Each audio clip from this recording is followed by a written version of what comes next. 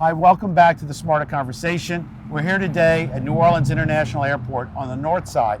Tomorrow, the south side terminal will shut down and traffic will start flying out of the north side.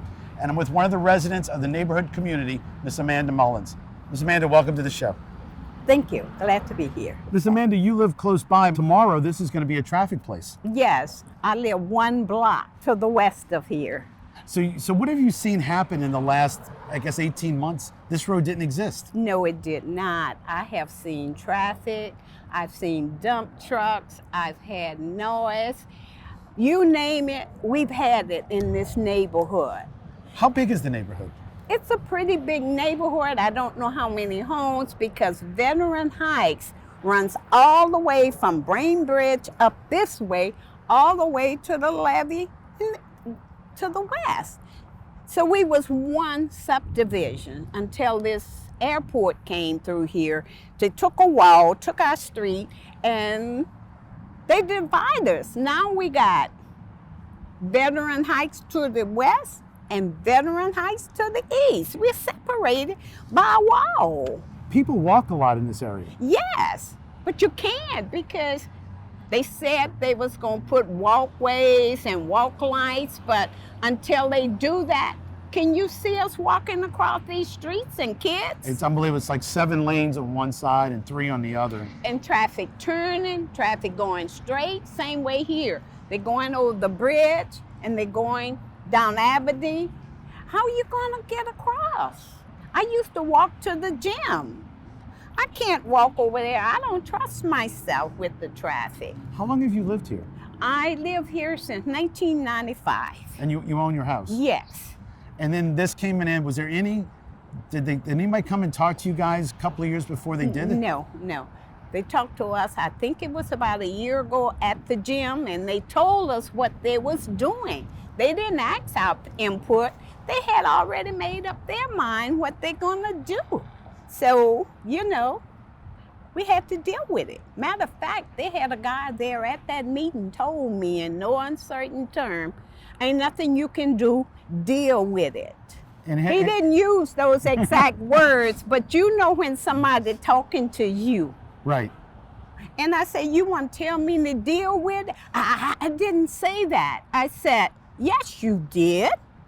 You just phrased it a different way, but that's what you was telling me. So right now they haven't offered to buy your home. No.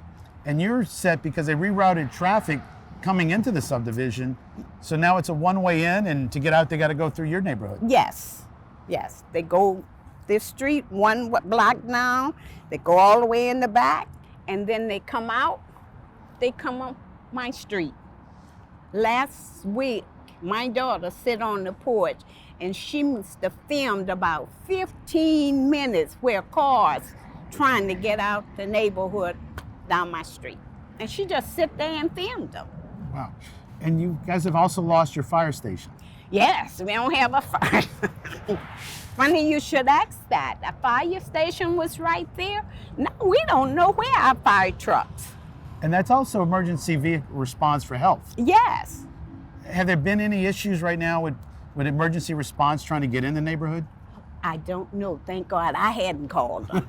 Okay. But no, I was told that if you had an emergency and you had to call the fire truck, they're gonna come from up on Williams Boulevard. You know how far Williams on the other side of the airport. Now that's what I'm told. They're coming from up there. Wow. We have no fire station for this side, even over on the other side. There's no fire station. When they got rid of that, they also now have to put this flyover in. Yes. So that's going to be right where we're standing, I hear. I heard so. So that means we're going to have all them big pillars and poles coming underneath. And you're still going to need this because there's still traffic on Veterans, so it doesn't eliminate these red lights. No, it doesn't. And it's not going to eliminate the traffic here because the flyover, they tells me, is bringing traffic out of New Orleans from the east. The traffic from the west still have to come out Loyola and come this way, come back and go out this way. They got LaPlace, Reserve, or Gonzales, all of those small towns on the other side to the west. They use this airport. So they still got to come out this way. So this wall is really going to stay forever. I can't see that it's going to come down. No, they told me it's there to stay. But you know what? I'm waiting until once they get open and people going to start writing graffiti and putting what they want on that wall, especially on the backside towards my house. It is almost giving somebody a place to paint. Yes, and I don't know what they're gonna paint when they do this, you know. I'll call you back in about a year to 6 months and let you know what's up there or send you some pictures. Please do. Yeah. Now, but also, there's a church right there. Yes, right behind that wall. That's Reverend Holmes. He's a really great man. It seems like he's got a great following. Yes, he's right behind the wall. I mean, directly behind the wall. And so his parishioners that live on the east side have to figure out how to get to the church. Yes, they're gonna have to come through this traffic and come down this street here to get to his church. And when they get out of church, they can't turn. They're gonna have to make the block and come around my house to get back to Veterans. It's ludicrous. It really is. And they didn't ask the input from the neighbors and the people in the community before this happened. You know, they just did it. And this is, I think it's maybe 5,000 people in this community. From the Probably numbers I've so. seen. It's quite a few houses in here. And the gym, so on the other side from yours, there's Susan Park Gym. Yes. Is on the other side from you. Mhm. And then students, or I guess, or people that used to biking or walking, they have to figure out a new way to Yes, because they have children on this side, comes over here to play football and basketball in the afternoon. So the parent gonna have to drive them or figure out how to get them over here to the gym. Are you concerned about the air quality with all the traffic and the jets that's going to happen? Of course I am. I'm an asthmatic. I'm not a bad one right now. I used to be really, really bad, and hundreds of allergists, and through doctors and diets and stuff, I'm doing better. I have to have a pump, and if it get real bad, sometimes I have to use the pump twice a day. So yes, I'm worried about it. And I'll stay in my house. I used to come out and sit outside a lot. I stay inside with the air conditioner on, you know?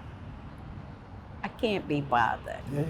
I'm thinking that this was such a quiet neighborhood, and tomorrow, obviously, we'll see the change, but because it's still quiet a little bit now. Yeah. But you don't feel the neighborhood anymore with this road through here. No, you don't. It's totally different. This whole neighborhood. When I bought here, my daughter and I, we bought a double, and she stay on one side and I stay on the other in 95. None of this was here. You see that building right there? That was a beautiful big lot with green grass. Wow. They built this box store right in front of our house. I went to a meeting that I'm the only one in the neighborhood kind of fighting. I keep telling them, one can't do it alone. Absolutely. There's absolutely. strength in numbers. But I went to those meetings. This was zoned for one building. I went to the zoning committee that night they was voting on this. And I gave them a good argument. I really did. To not rezone this, keep it as one building, put something in our neighborhood that was gonna enhance the neighborhood. But they voted me down. They had 5 people up there. 2 voted for me against it, and 3 voted for it. And look at it. Look at that bill. So you lost by 1 vote. It was 3-2 the vote. It was 3-2. Wow. Yes. But you know what? I didn't give up. I kept on talking, and they had this little white guy, very nice little guy, sitting there by me. He said, "Baby, you didn't win, but you sure gave them hell up there." I say, "Thank you. I meant to." You know, they feel like you don't have a voice. I find at times they have these meetings at a time where it's hard for people to get to. Like New Orleans meets at 10 o'clock in the morning. So if you were upset up here and you wanted to go to New Orleans City Council to tell them what you thought, how many people can get off work and go there at 10 o'clock on a weekday No. to say, you know, what are you doing? I know that it's hard. And I think they do stuff I think they do that because they know the situation and they know who's going to be there and who's not going to be there. I don't think they want me there either. I doubt it. So, Miss Amanda, also the trucks now, I'm realizing, some came by here as we've been talking.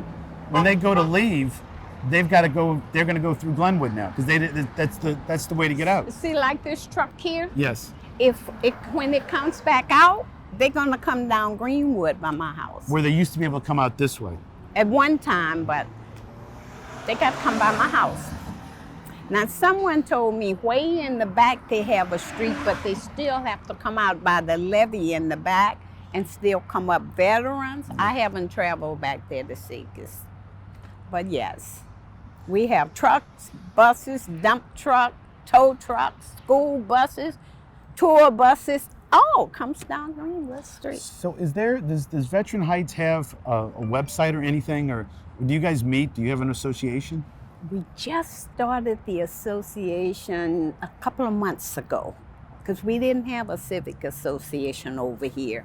And we are meeting at the church, New Hope over here. I guess if people do want to get involved in your community right now, there's a way to get involved. They can. And if they come to the meeting at the church at New Hope, Pastor Mitchell, he opens the church and we can have our meeting in the church. Are there any things you think at this stage of the game that could help mitigate the impact to the community? No, I can't think of anything. What has been done has been done. Yeah. And it's nothing we can do. Ms. Amanda, I want to thank you for being on the show. And hopefully our political leaders can have a smarter conversation on how to mitigate the impact of this airport on the north side. Thank you. It's in my prayers that they can do the same and help us out over here. And we'll be right back with more of the Smarter Conversation.